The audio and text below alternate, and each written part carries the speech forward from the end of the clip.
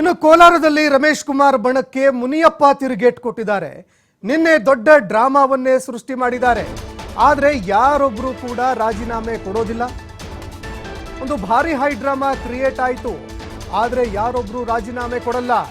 Ticket ವಿಚಾರದಲ್ಲಿ drama ಮಾಡ್ತಾ ಇದ್ದಾರೆ. ಆದರೆ ಸೂತ್ರಧಾರರು ಯಾರು ಅನ್ನುವಂಥದ್ದು ಗೊತ್ತಿಲ್ಲ. ಈ ವಿಷಯಕ್ಕೆ ಸಂಬಂಧಪಟ್ಟಂತೆ ನಾವು ಮುಖ್ಯಮಂತ್ರಿಗಳನ್ನ ಭೇಟಿ ಮಾಡ್ತೀವಿ. ಟಿಕೆಟ್ ವಿಚಾರ ಅವರೇ ತೀರ್ಮಾನ ಮಾಡ್ತಾರೆ. ನಾವೆಲ್ಲ ಒಟ್ಟಿಗೆ ಇರ್ತೀವಿ ಅಂತ ಅಂದ್ರು.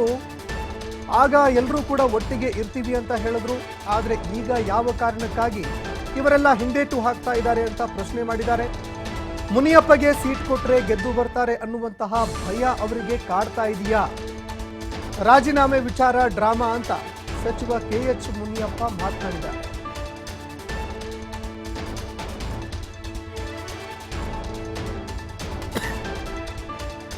ಥ್ರೆಟ್ ಕೊಟ್ಟು ಸರ್ಕಾರಕ್ಕೆ ನಡೆಸೋರಿಗೆ ನಾವು ಈ ಸೀಟನ್ನು ಅವ್ರಿಗೆ ಭಯ. ಸೀಟ್ ಕೊಟ್ರೆ ಹೇಗೋ ಮಾಡಿ ಗೆದ್ಕೊಂಬರ್ತಾರೆ. ಅಲ್ಲ, ಮುನಿಯಪ್ಪನವ್ರು ಗೆದ್ಕೊಂಬರ್ತಾರೆ.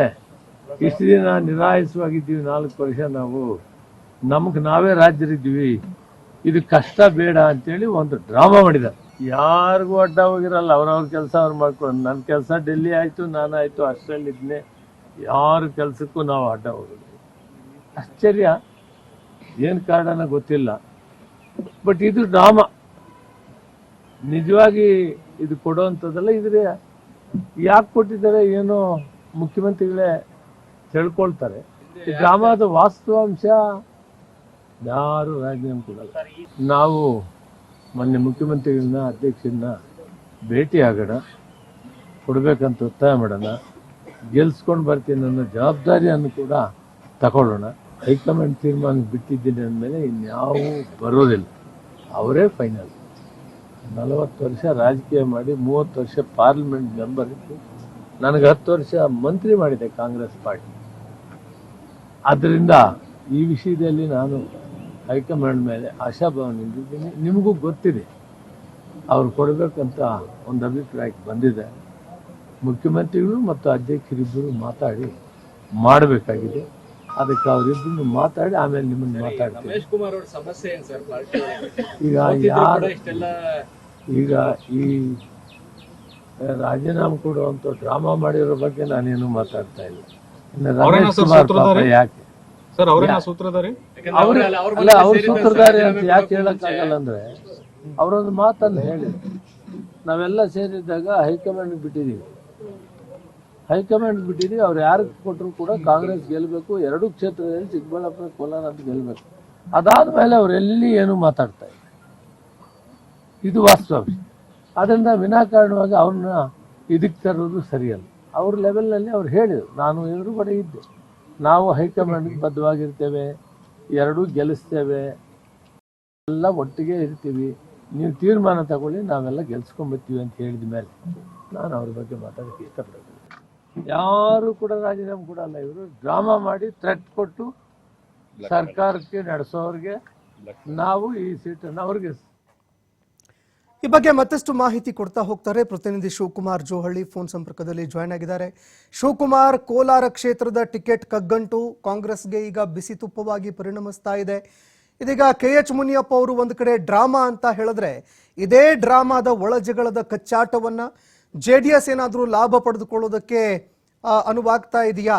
ಕುಮಾರಸ್ವಾಮಿ ಅವರು ಏನಾದರೂ ಚಿಕ್ಕ ಪೆದ್ದಣ್ಣನಿಗೆ ಗಾಳ ಹಾಕ್ತಾ ಇದ್ದಾರಾ ಅಂತ?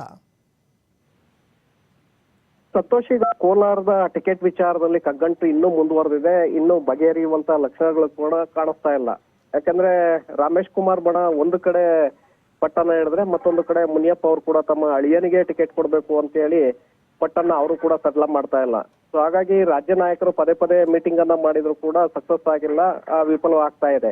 ಇವತ್ತು ಸಂಜೆ ಮುಖ್ಯಮಂತ್ರಿಗಳು, ಉಪಮುಖ್ಯಮಂತ್ರಿಗಳು ಕೂಡ ಸಭೆಯನ್ನ ಕರೆದಿದ್ದಾರೆ. ಸಭೆಯಲ್ಲಿ ನಿರ್ಧಾರ ಆಗಬಹುದು ಅನ್ನುವಂತ ಲೆಕ್ಕಾಚಾರಗಳಿದೆ. ಆದ್ರೆ 2 ಕಡೆಗಳಲ್ಲೂ ಕೂಡ ಪಟ್ಟನ್ನ ಸಡಿಲ ಮಾಡ್ತಾ ಇರೋಂತ ಹಿನ್ನೆಲೆಯಲ್ಲಿ ಇದು ಕ್ಲಿಯರ್ ಆಗತ್ತೆ ಅನ್ನುವಂಥದ್ದನ್ನ ಹೇಳೋದಕ್ಕೆ ಕಷ್ಟ ಆಗತ್ತೆ.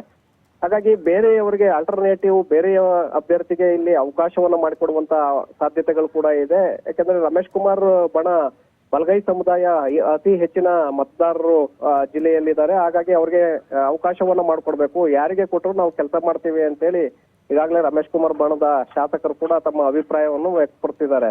ಆ ಕಾರಣಕ್ಕೆ ಹೈಕಮಾಂಡ್ ನಿರ್ಧಾರವನ್ನ ತೆಗೆದುಕೊಳ್ಬೇಕಾಗತ್ತೆ. ಇದರ ನಡುವೆ ಮುನಿಯಪ್ಪ ಅವರ ಅಳಿಯ ಚಿಕ್ಕಪೆದ್ದಣ್ಣ ಅವ್ರಿಗೆ ಜೆಡಿಎಸ್ ನಿಂದ ನಿಲ್ಲಿಸುವಂತ ಒಂದು ಚಿಂತನೆಗಳು ಕೂಡ ಈಗಾಗಲೇ ಪ್ರಯತ್ನಗಳು ಕೂಡ ನಡೀತಾ ಇದೆ ಸಂತೋಷ್. ಯಾಕಂದ್ರೆ ಕುಮಾರಸ್ವಾಮಿ ಅವರು ದೇವೇಗೌಡರ ಜೊತೆ ಮುನಿಯಪ್ಪ ಅವರ ಸಂಬಂಧ ಕೂಡ ಹಿಂದಿನಿಂದಲೂ ಕೂಡ ಉತ್ತಮವಾದಂತ ಬಾಂಧವ್ಯ ಇದೆ.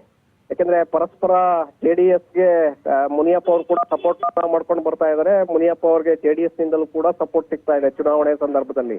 ಹಾಗಾಗಿ ಈಗ ಚಿಕ್ಕಪೆದ್ದಣ್ಣ ಅವರಿಗೆ ಏನಾದ್ರೂ ಸಂಜೆ ನಡೆಯುವಂತ ಸಭೆಯಲ್ಲಿ ಟಿಕೆಟ್ ಅನ್ನ ಕಾಂಗ್ರೆಸ್ ನಿಂದ ಕೊಡದೇ ಹೋದ್ರೆ ಆಗ ಜೆಡಿಎಸ್ ನ ಅಧಿಕೃತ ಅಭ್ಯರ್ಥಿಯನ್ನಾಗಿ ಮಾಡುವಂತಹ ಸಾಧ್ಯತೆಗಳು ಕೂಡ ಇದೆ.